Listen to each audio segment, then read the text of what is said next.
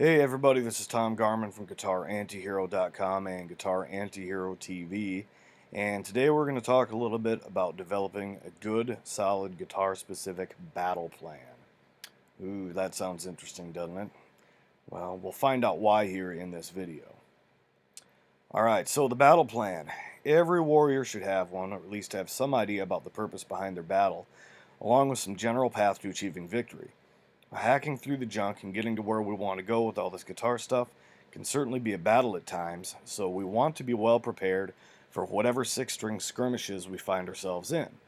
So what do we mean exactly by a battle plan, and how do we map out an effective one? And why should we have a battle plan in the first place? I mean, shouldn't we just wing it? Aren't we supposed to be all about inspiration and playing off the cuff and all of the other business that everybody rants and raves about? Well, yes and no. Most players fail to recognize that even inspired improvisational playing requires a sort of roadmap or plan.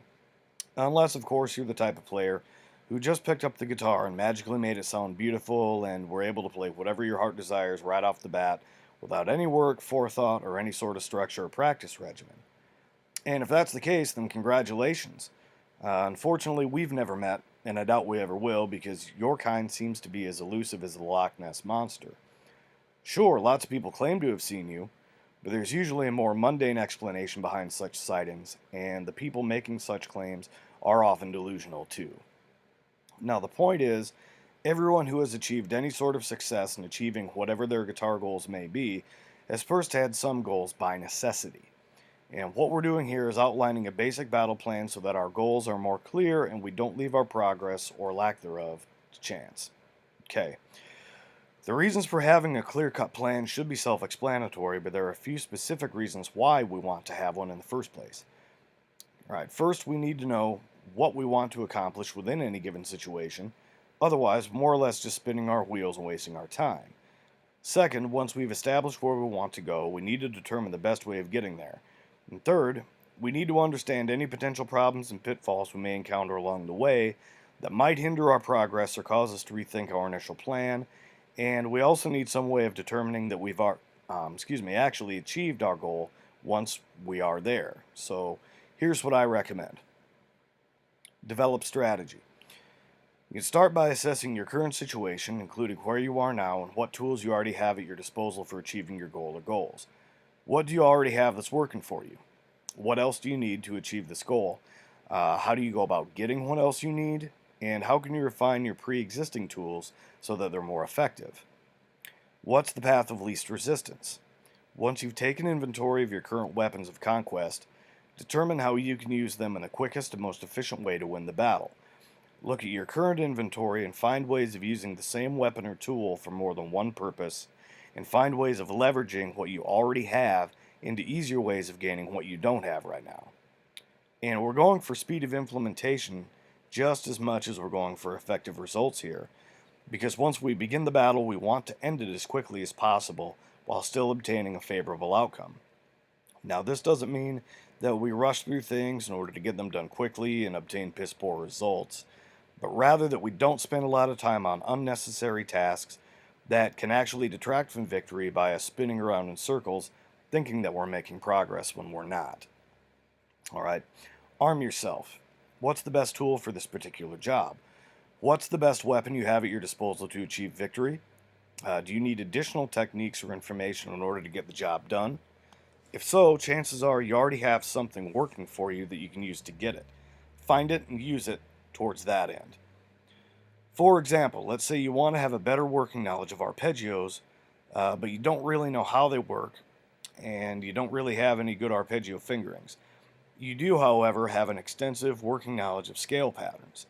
Now, in this case, you'd understand that arpeggios are nothing more than the notes of a chord played individually from lowest to highest and vice versa, usually played in a more scalar fashion, so you can play the appropriate notes for a given arpeggio by pulling them from the same fingering patterns you already use for a corresponding scale. In doing this, we're leveraging what we've already got in order to gain something that we want to have. Know your enemy. You have to know what you're up against. The purpose and the pursuit of any guitar-specific goal, without also understanding what you need to look for, to avoid, and to contend with, is like going into battle without first knowing your enemy. This is an ongoing process, and it isn't done all in one shot. You'll do some of this work before arming yourself, some of it directly after, and some you'll learn as you go along and as the battle progresses. Now, conditions change, and you'll need to adapt your strategy, but having a good initial idea of your enemy, what they're about, and how to deal with them is crucial in laying a foundation for a good, solid initial attack. Now, in this case, the enemy could be awkward fingerings, current lack of necessary speed and or accuracy, lack of fundamental fretboard theory and mechanics, or virtually any other potential problem that you might encounter when working towards your goal. However, the enemy isn't limited to technique and theoretical concepts. It can be another living, breathing person, too.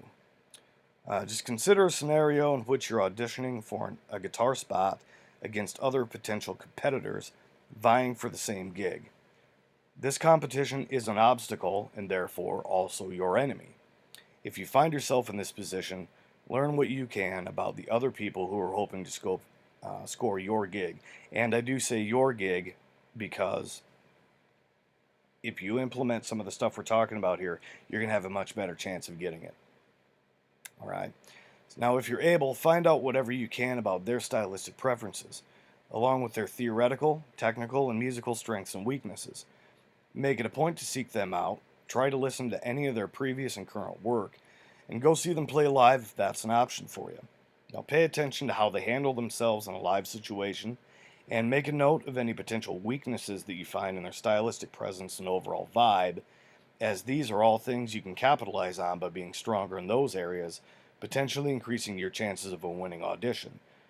Now, to be clear, I'm not advocating intentionally sabotaging their chances of scoring your gig, but then again, your ethics are yours and not mine, so do what thou wilt. Know and understand your enemy in whatever form it may come, okay? Focus on winning battles, not the war.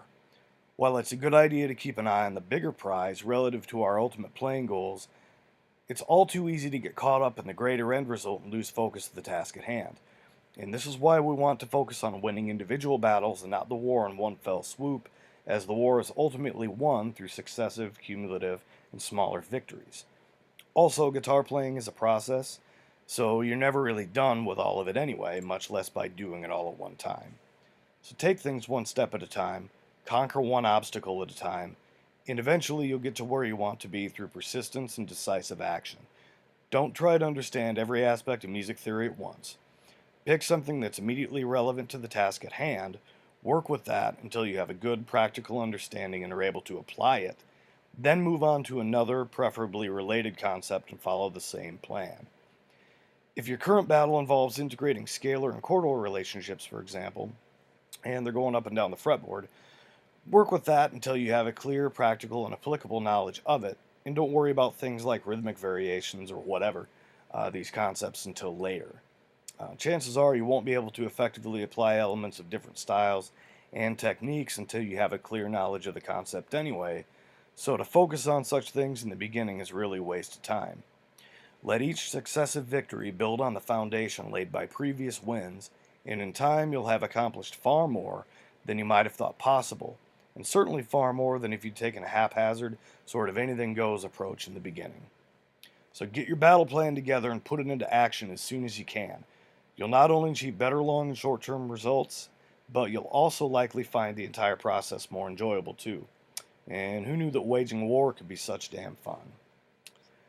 Alright, make sure to stop on by GuitarAntihero.com for more info, tips, and also to pick up your free guitar myth-busting guide that we've got for you over there. Alright, thanks for sticking with me through this.